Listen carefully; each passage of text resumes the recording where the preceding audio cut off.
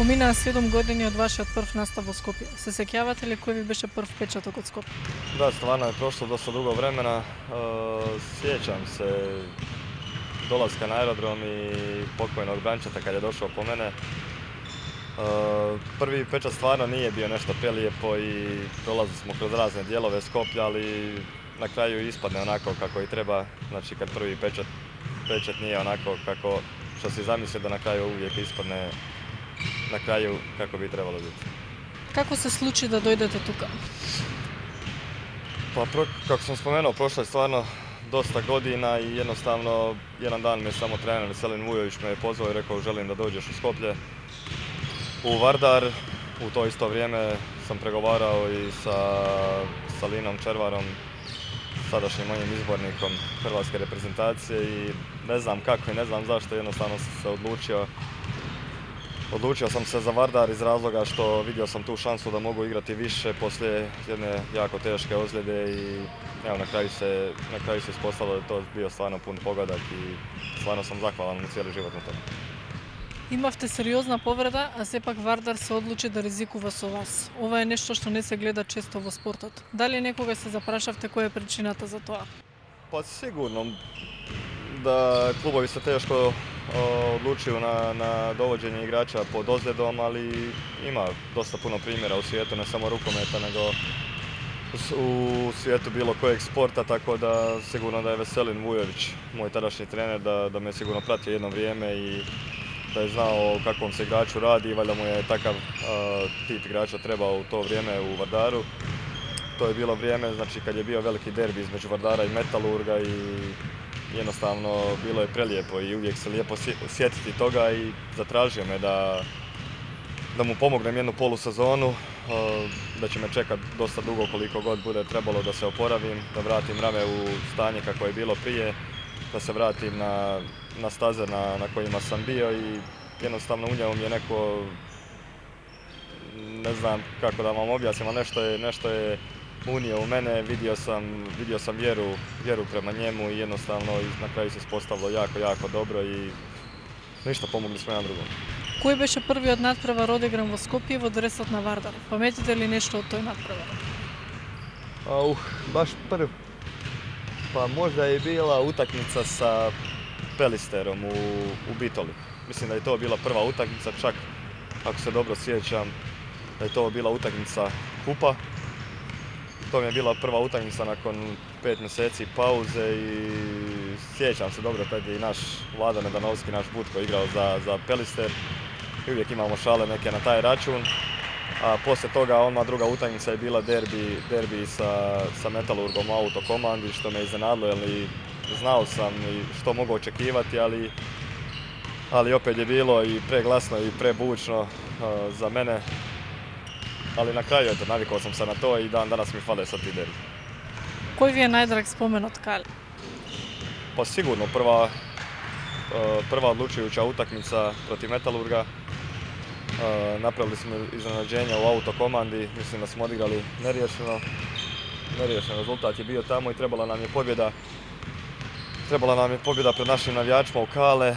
Još se danas se sjećam te atmosfere, bilo je fenomenalno i eto, na kraju osvojili smo titulu, proslavili sa našim navijačima i sigurno da će mi ostati uvijek u spomenu taj Kale i posebno utakmica kad smo sa trenerom Raulom prošli u četvrtfinale Lige šampiona tada. Znači imali smo doček u Kale također pred našim navijačima, bilo je fenomenalno i to su stvarno na 2 puta koja će uvijek ostati urezana u sjećanju. Верувавте ли кога дојдовте тука дека еден ден ќе го подигнете трофејот од Лигата на шампионите? Pa jako teško pitanje iz razloga toga što sigurno da kao sportaš uvijek sanjaš da se popenješ na vrh Europe sa bilo kojim timom sad u kojem ćete igrati. Da li sam znao odmah da će to biti sa Vardarom? Sigurno da ne, ali uvijek sam trenirao i sigurno vrijedno radio, ja i cijela moja ekipa da dođe do toga.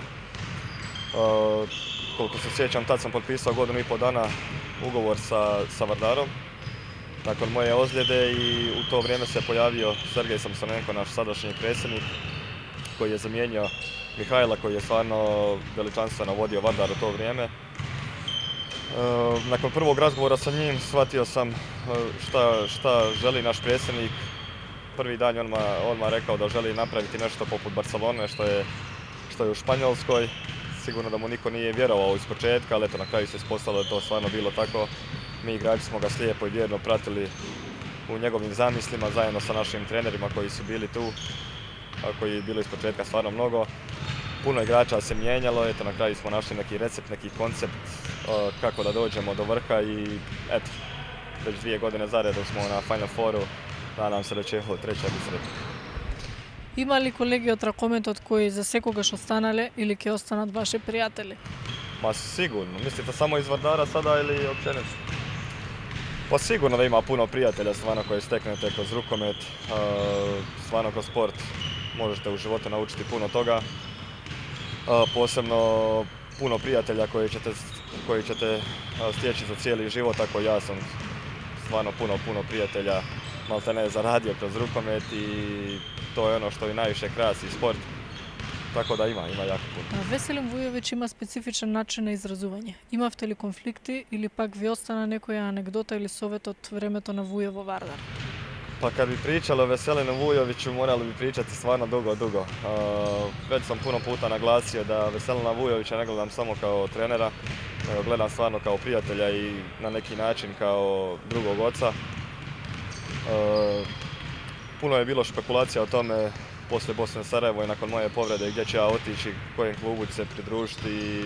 Znači, Makedonija nije bila ni blizu toga iz razloga što sam imao već neke pregovore sa nekim drugim klubovima u to vrijeme, možda i većim od Vardara. Jednostavno, uz nekoliko obavljenih razgovora sa našim trenerom u to vrijeme došao sam u Vardar i pružio mi je ono sve što bi ti jedan otac pružio. Znači, od ljubavi, od mirenja, od svađa, od konflikta, od povjerenja i jednostavno otpuštanja vas da pokažete ono što možete najbolje da uradite na terenu, da se pokažete, da je znao pročitati čovjeka, karakter čovjekov, da ga ispoštuje na pravi način, sve to bilo u jednom čovjeku. Jedan dan ste se mogli naljutiti na njega, već za minut, dva ste s njim u zagrljaju i ne znam, takav mi je pečat za Veselina Vujovića. Прераснавте во лидер во составот на Вардар. Колкав удел имаат тренерите во тоа? Pa sigurno, znači stara poslovica koja ide za sportače, znači trener te pravi igračem, trener te i ruši koliko god ti dobar bio u svome poslu. Ja sam imao dosta puta i sreću sa trenerima, možda nekad i nisam u nekih zadnjih godina, tako da sve se izdešavalo nekako kod mene prebrzo. Opet ponavljam, znači to Veselin Vujović što mi je dao, to mu nikad neću zaboraviti.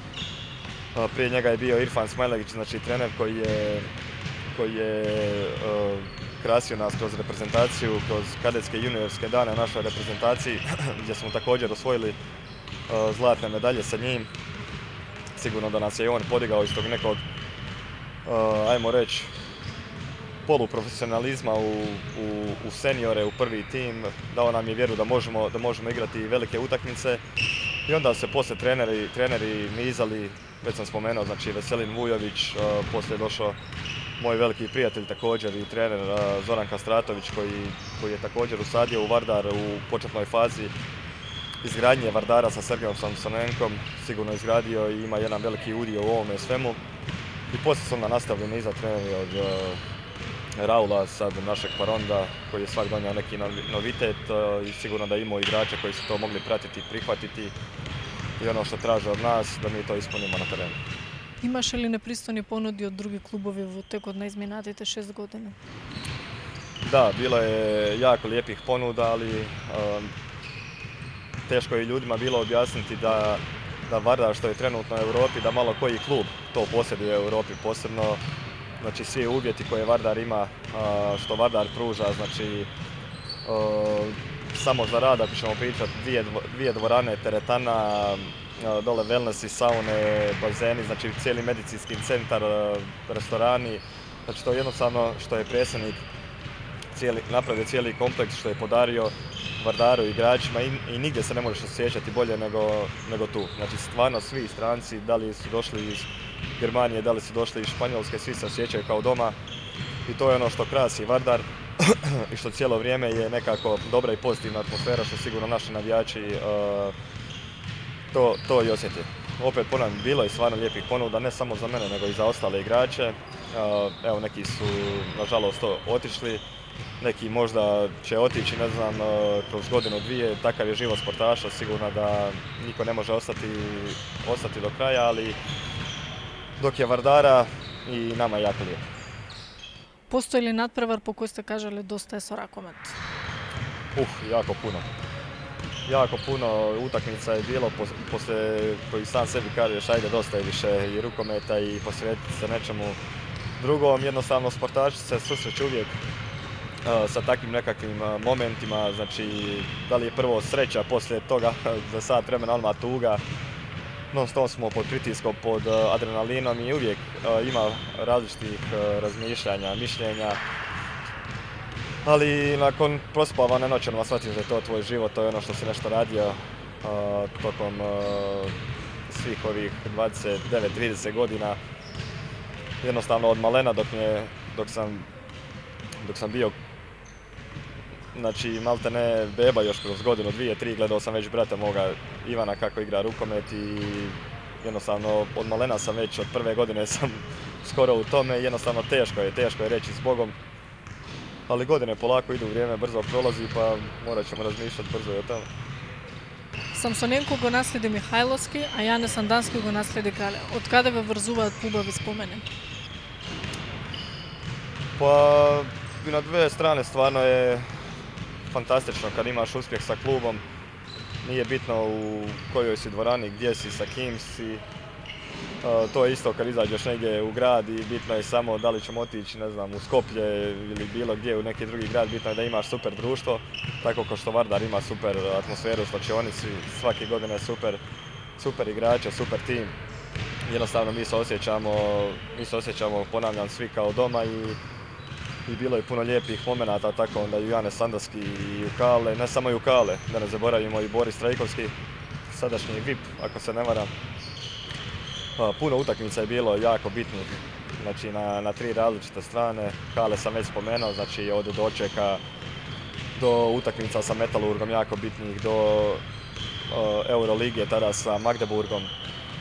Bilo je prelijepo, stvarno bilo je prelijepo i Jane Sandanski, znači toliko četvrtfinala smo odigrali tu, 2 puta smo nesretno ispali za 1 gol i eto, zadnja utakmica sa Kilom. Prošli smo, godina prije toga sa Flensburgom prošli, tako da jednostavno to ostane urezano za cijeli život, ali ništa to ne bi bilo bez fenomenalnih navijača koji su uvijek tu, koji nas uvijek bodre i daju nam tu nekako motivaciju i atmosferu da ne možemo zaboraviti. Ерата на Вујо се замени со ерата на Раул. Од оваа дистанца, дали повеќе преферирате европски првак каде се е под конец или ве недостасува она време со бурек со јогурт во 5 часот бајле и патешествија со автобус? Pa već sam spomenuo, stvarno je to bilo jedno jako lijepo vrijeme, jedno jako lijepo razdoblje. Sigurno da igrač ne može da sazrije odmah kad mu je sve, kod nas kaže, potaman. Prošli smo, znači sve igrači su sazrijeli, isprofilirali se, znači od početka. I eto, došli smo na neki drugi nivo, opet sa našim predsjednikom, sa Sergejem Samsonenko, sve se podiglo na jedan veći nivo, došlo je puno igrača, znači koji stvarno nešto su u svijetu rukometa i ne znam, bilo je lijepo proći jedno i drugo. Што прво промени Раул кога пристигна во Скопје? Pa sigurno sistem igre, jednostavno on preferira svoj neki stil igre, taj neki španjolski sustav koji smo mi igrači jako dobro prihvatili u to vrijeme. Ni ništa više, znači kod svakog trenera je bila jako dobra disciplina, već sam spomenuo i kod Zokija i kod ne znam svih drugih trenera, bila jako dobra disciplina i igrači su uvijek poštovali ono što trebaju raditi na terenu, što trener zacrtao od njih. Raul je unio nešto u rukomet, kako on misli, njegove zamisli, eto, godinu kroz godinu sigurno da su igrači učili, sazrijevali, profilirali se i na kraju radili ovo što su radili. Најдраг надпревар во Скопје? U Skopje.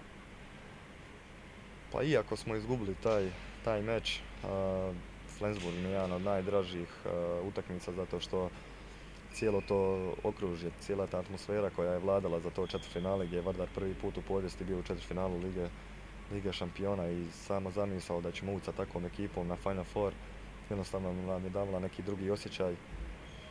Bili smo jako blizu, eto ispali smo u zadnjoj sekundi za jedan gol i ne znam, bilo nam je jako žao, krivo, ali mislim da će mi on uvijek ostati urezan u sjećanju.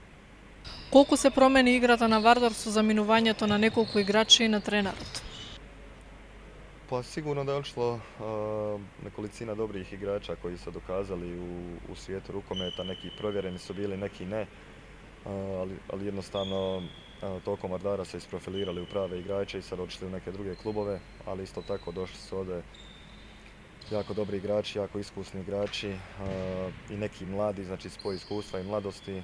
Sigurno da sad sa našim trenerom da i svakog dana sve više uče i mislim da Vardar nije izgubio toliko, da Vardar igra opet lijepo, efikasno i da naš trener radi pravi posao. Со кој од колегите најдобро се соработува? Pa sa svima, sigurno uvijek imamo problem sa igračima koji se nisu susretali sa španjolskim sustavom, takvim stilom igre i sa nekim mlađim igračima, ali jednostavno svi su tu, svi slušaju, svi upijaju i ne možeš im zamjeriti na neke greške, ali opet sigurno da ima nekad galame, nekad vike, ali sve u svemu na kraju se pruži ruka svakome i mislim da svi sjajno surađujemo, zato jesmo na ovakvoj poziciji gdje jesmo. Кој од колегите најмногу ве вади од кожа? Pa niko stvarno trenutno nema niko, najviše me iz kože vadi, kako vi kažete, kad dođem na neku utakmicu Lige šampiona, vidim da je dvorana poluprazna i to mi onda stvarno jako krivo.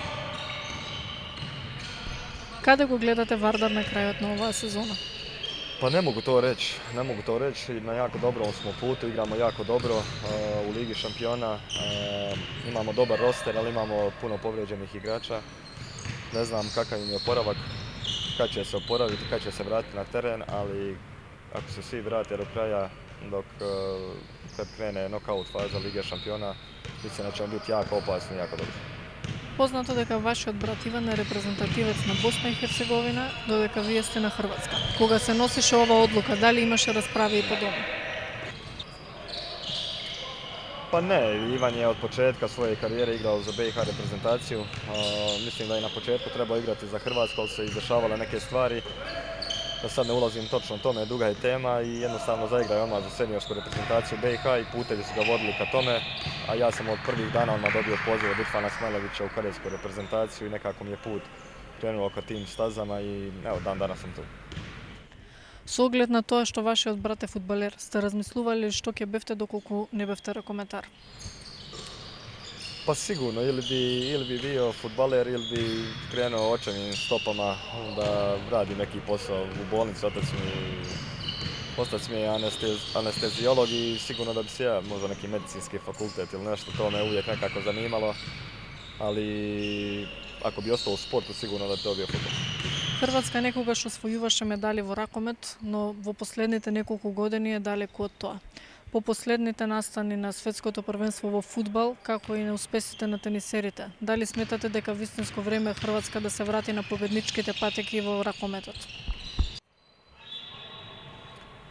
Pa sigurno da imamo dobre šanse, ali tako imamo i svake godine, ali jednostavno uvijek nam se desi neka prepreka u četvrtfinalu i stvarno ne znam što se desi. Daćemo sve od sebe, evo, da ponovimo neki uspjeh, da li naši tenisača, da li uspjeh hrvatskog nogometa koji se desi ove godine. Daćemo sve od sebe i mislim da imamo jako dobru selekciju igrača i ne znam, pokušat ćemo sve uraditi da donesemo još jednu medalju Hrvatske. Во група сте со Македонија, ќе дадете ли мала анализа на вашиот противник? Pa moram priznat da u zadnje vrijeme stvarno nisam imao priliku gledati Makedoniju u ovom pomlađenom sastavu, ali sigurno da ovi igrači koji igraju da su jako iskusni, da su jako dobri, posebno što imaju takvog stratega kao što je Raul. Sigurno da nikome neće biti lako, vidjeli smo i prošlo prvenstvo na početku Evropskog prvenstva da je Makedonija bila jako opasna i onda na štetu odigrali su jednu lošu utakmicu i Jozela Kira Lazarova je učinila svoje. Sigurno će biti jako opasni, moramo se dobro spremiti i proanalizirati sve što možemo analizirati. Jelini Hrvatskoj u ovom trenutku. Njena utakmica nije laka, nego stvarno moramo dati sve od sebe i da prođemo grupu onako kako smo zamislili. Ali opet, bili smo dosta puta s Makedonijom u grupi, izašli smo kao pobjednici, želim im stvarno sve najbolje, ali nadam se da će Hrvatska pobjediti. Каде Игорје гледа својата иднина кога е во прашање ракометот? Pa mlad sam još za rukomet, 30 godina mi je i sigurno da imam još nekih 5-6 godina karijere pred sobom. Ne želim se nigdje ni žuriti ni brzati, jednostavno vidjet ćemo što vrijeme nosi. Do kraja godine još imam ugovor ovdje sa Vardarom. Vidjet ćemo što će biti dalje. Sigurno da u skorije vrijeme, sad posle svjetskog prvenstva, da ćemo razgovarati i da ćemo vidjeti što je najbolja odluka za moju budućnost, za moju karijeru. I toliko što mogu reći dalje. Za sada dajem sve za klub i klub daje sve za mene i sad zadnja je godina, vidjet ćemo kako će biti suradnja.